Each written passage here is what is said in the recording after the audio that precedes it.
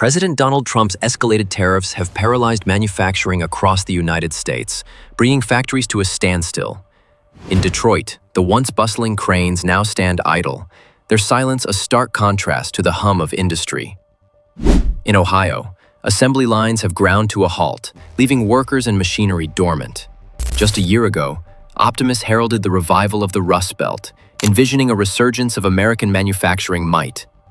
Today, those same voices are tallying the growing number of shuttered plants. The high tariffs, intended to bolster domestic production by making foreign components costlier, have instead crippled supply chains, leaving assembly lines frozen despite the increased expense of imported parts.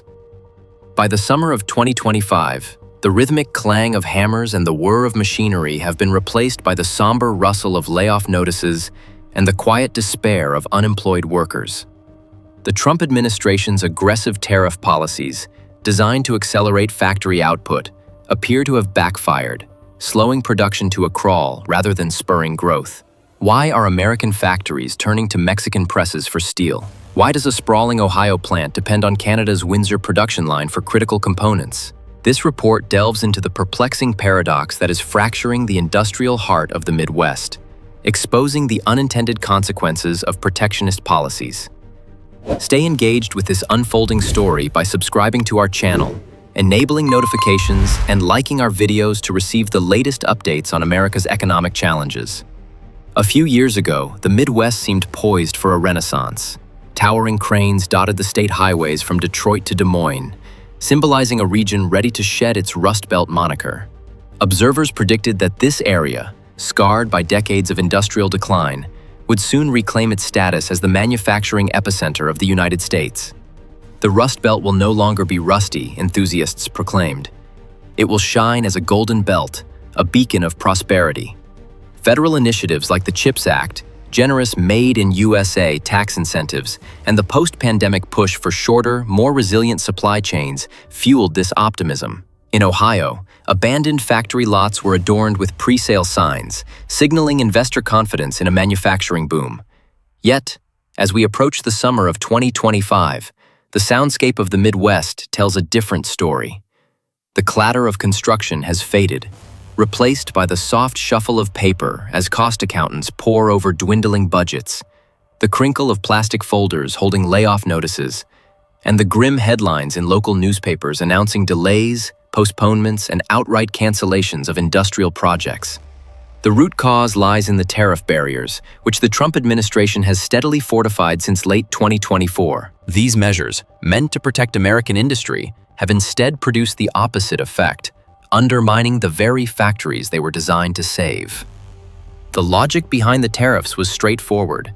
By raising the cost of foreign inputs, domestic production would become more competitive, sparking a revival of U.S. manufacturing. On paper, this strategy seemed sound, promising to breathe life into dormant factories. In practice, however, it has faltered. Modern assembly lines require a precise combination of components, molds, electronic circuit boards, and skilled labor. Without these, production stalls, regardless of tariff-driven cost incentives.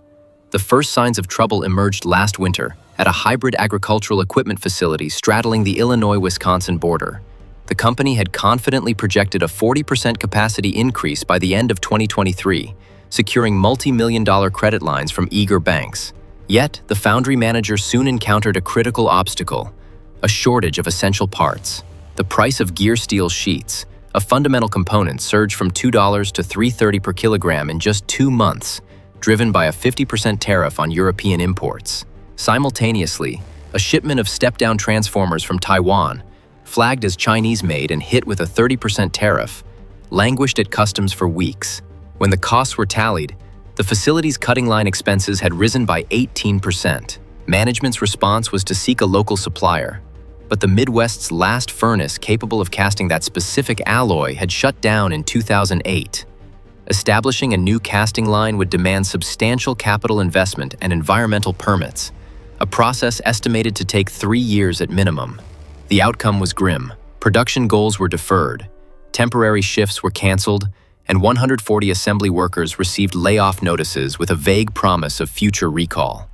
This was not an isolated case. Near Toledo, a supplier providing cable sets for Ford's electric pickup truck project faced similar challenges.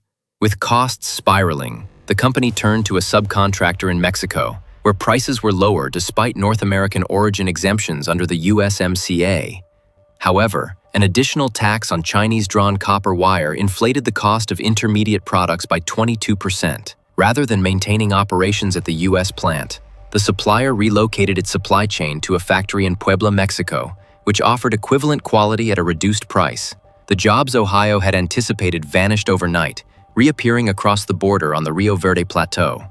Supply chain data paints a broader picture of decline.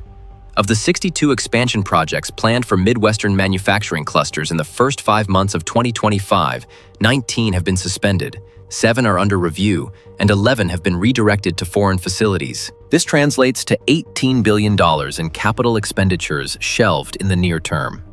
Over the same period, factory employment in the region plummeted by 34,000 jobs. In Michigan, the automotive supply sector alone has endured 3 rounds of layoffs this year. The Minneapolis Federal Reserve estimates that contractions in agricultural machinery and medical device manufacturing could reduce regional GDP by 0.6 percentage points. Nationally, the anticipated employment surge from the tariff shield has instead morphed into a $1.1 billion unemployment benefit liability, straining public resources. The central question remains: if imported parts are now more expensive, why hasn't domestic production flourished? The answer lies in the intricate web of modern manufacturing inputs. A single Wi-Fi module, for instance, could theoretically be produced in Arizona instead of China. However, its optical sensor comes from Switzerland, its packaging from Malaysia, and its tin-silver solder wire from Indonesia. Tariff rates vary: 30% for some components, 10% for others, and 0% for a few, creating a labyrinth of logistical challenges. Transportation and inventory costs have soared as companies grapple with these complexities. A manager at Midwest Consult, a supply chain firm, encapsulated the dilemma. You review your order basket, and 15% of parts are tariff-free. But if just one of the 10 critical components needed for the final product is missing, the entire assembly line stops. When production halts, working capital is frozen, yet expenses like bank loan interest, utility bills, and property taxes continue to mount. This financial bind has forced companies into 3 stark choices: ship semi-finished goods to Canada for processing, assemble finished products in Mexico, or persist with high-tax imports from China. Many are opting for the first two, bypassing the U.S. altogether. The automation hub in Windsor, Ontario has emerged as a key beneficiary, attracting 2 facilities that supply truck suspension components to Detroit. USMCA tax exemptions and the Canadian dollar's depreciation have lowered costs, making Windsor an attractive alternative. Similarly, Ciudad Juarez in Chihuahua, Mexico, is positioning itself as a cost-effective base, producing medical valve lines with silicone caps 15% cheaper for U.S. clients. Even major manufacturers are not immune. An Indiana appliance maker, long proud of its Made in USA label for its dryer line, faced a crisis when South Korean stainless steel drums hit a 50% tariff wall in March 2025. Costs skyrocketed, and an offer to an Alabama steel producer was rebuffed due to lack of capacity and a 2-year wait for new furnaces. The company announced plans to shift a pilot line to Mexico's Querétaro Free Zone, resulting in temporary downsizing at its 900-person assembly site. The local union is struggling to reopen negotiations, but the damage is done. Small suppliers face even bleaker prospects. A 60-person mold shop in Wisconsin saw its revenue plummet by half when its primary customer relocated to Canada. To preserve cash flow, 7 employees were furloughed. The following month, the bank issued a default warning, and by the next quarter, the shop's operating loan interest rate rose by 2 points. The accountant calculated that a 14% price hike on molds would drive away more customers, while maintaining current prices would deepen losses. The owners now face a wrenching decision: sell their decade-old business or seek a partnership in Monterrey, Mexico. The vision of American reindustrialization, once a powerful tailwind, has reversed course, blowing opportunities southward and northward. The Trump administration remains steadfast, defending its tariffs as a necessary sacrifice for long-term gains. White House briefings emphasize that high tariffs are a negotiating tool to secure fair steel quotas from Europe and counter China's trade practices. Yet, Chinese exports are surging to ASEAN, Canada, Europe, and Latin America via Mexico, leaving the U.S. import deficit unchanged. Supply chain delays and rising costs have bypassed the tariff wall, hitting corporate bottom lines. While steel prices dropped 14% per ton on the Shanghai Metal Exchange, Chicago's spot prices climbed 21%, reflecting not just logistics but tariff-induced distortions. The Institute for Economic Globalization reports that Midwestern factories incurred $5.8 billion in tariff-related costs over the 12 months following the policy's implementation, against $3.4 billion in tax revenue.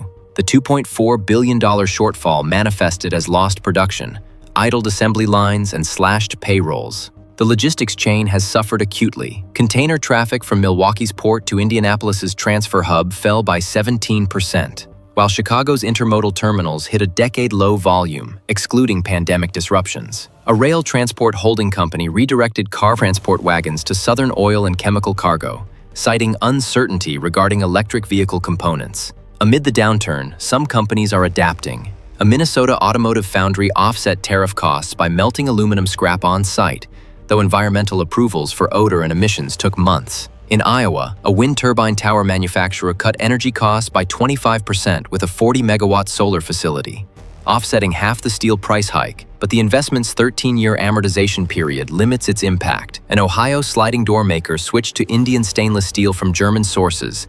While the tariff rate was unchanged, the lower FOB price was offset by a 48-day sea transit, yielding a modest 5% savings. Public policy debates are intensifying.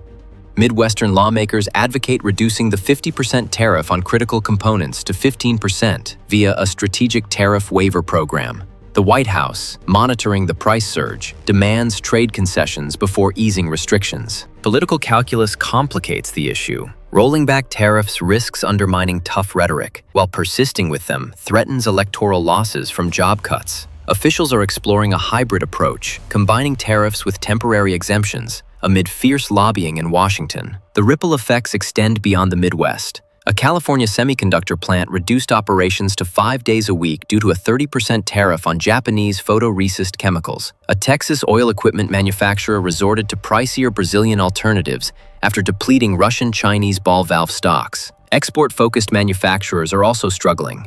Agricultural machinery sold to Brazil lost competitiveness due to Chinese-sourced gears. Ultimately, Trump's tariffs have reached a tipping point, exposing the flaws in protectionist policy. Inflation rose 0.3% as input costs trickled into retail prices. Manufacturing policy is a delicate mechanism. Over-tightening its components can strip the threads, sending shockwaves through the national economy. What are your thoughts on this critical issue? Share your perspectives in the comments below. Subscribe to our channel and enable notifications to stay informed on America's industrial future. Thank you for watching.